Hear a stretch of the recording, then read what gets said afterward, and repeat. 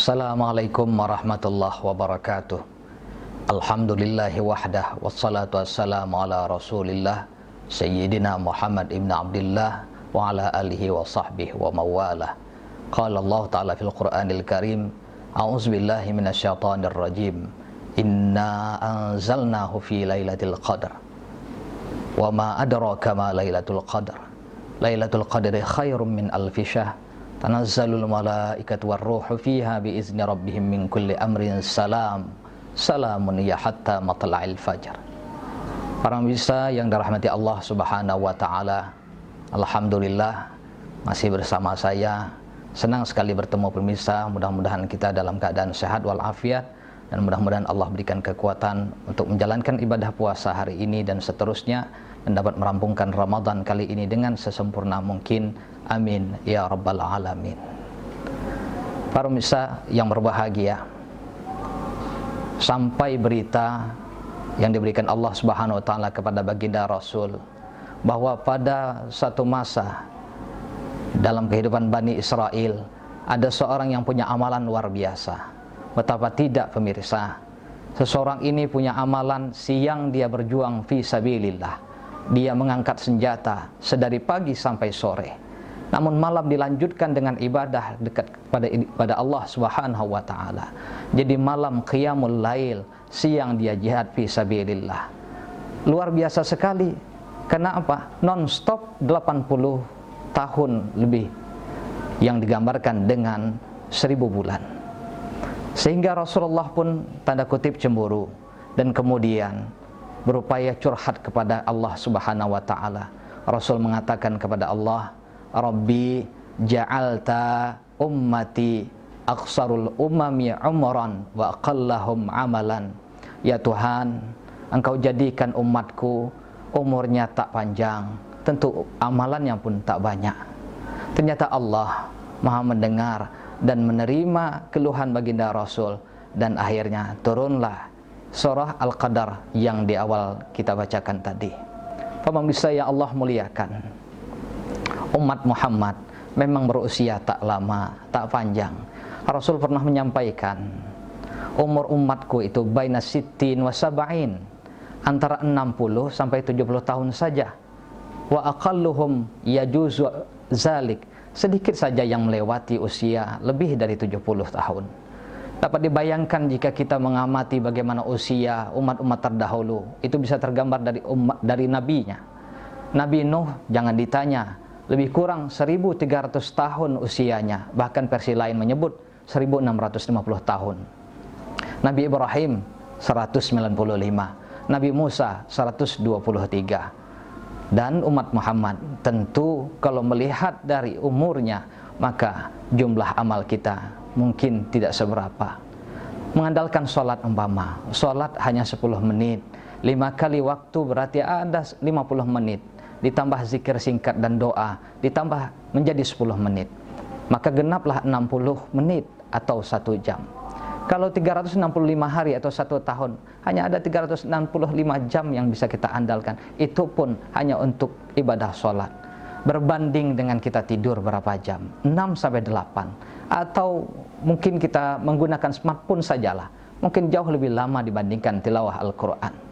Kaum muslimin Allah muliakan, maka momentum Lailatul Qadar ini sangat dirindukan oleh setiap kita orang-orang beriman. Namun pertanyaannya, apa yang dimaksud dengan Lailatul Qadar? Memang kalau kita mengamati surah Al-Qadar, tidak disebutkan secara persis apa yang dimaksud malam Lailatul Qadar. Allah hanya memberikan informasi terkait kualitas tentang kandungan istimewanya Lailatul Qadar. Apa dia? Khairum min alfi syahr. Dia lebih baik daripada 1000 bulan. Perlu dicatat, ada kata khair, lebih baik. Berarti dia tidak sebanding dengan 1000 bulan, tetapi dia melebihi dari 1000 bulan. Masya Allah. Kaum muslimin Allah muliakan. Kemudian apa lagi informasi yang kita peroleh dari surah Al-Qadar? Yakni tentang suasana. Malaikat turun, tanazzalul malaikat warruh, ada malaikat Jibril dan para malaikat yang lain untuk menyelesaikan urusan yang diberikan Allah dan atas izinnya.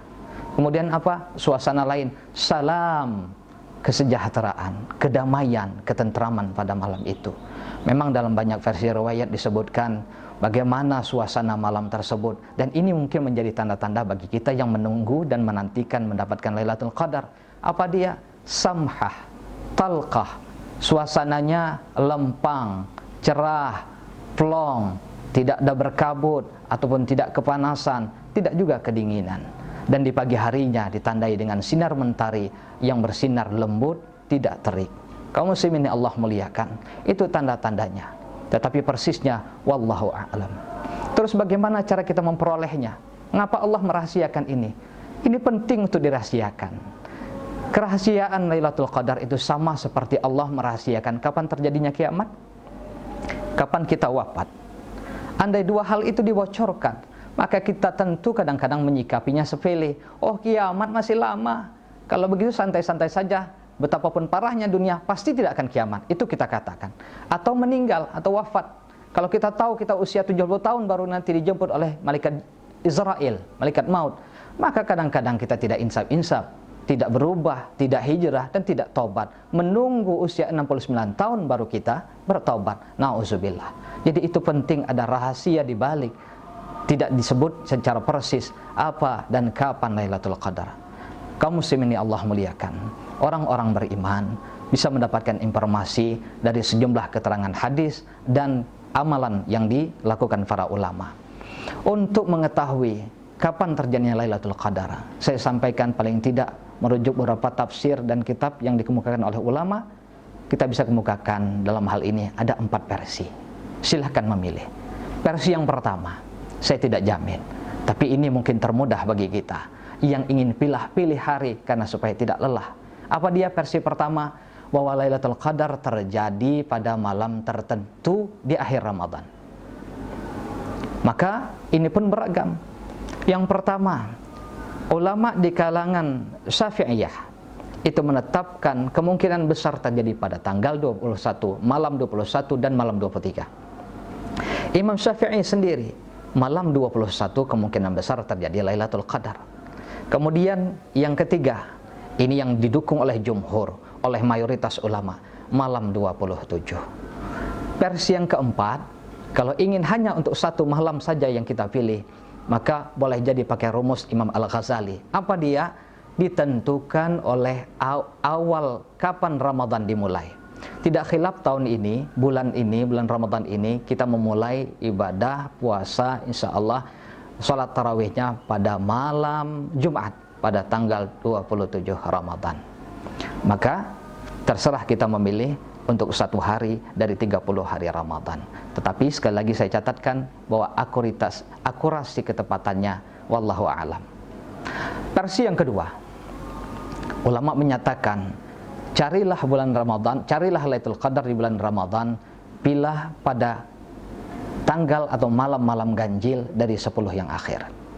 Rasulullah pernah bersabda, carilah Lailatul Qadar pada malam-malam ganjil daripada 10 akhir Ramadan.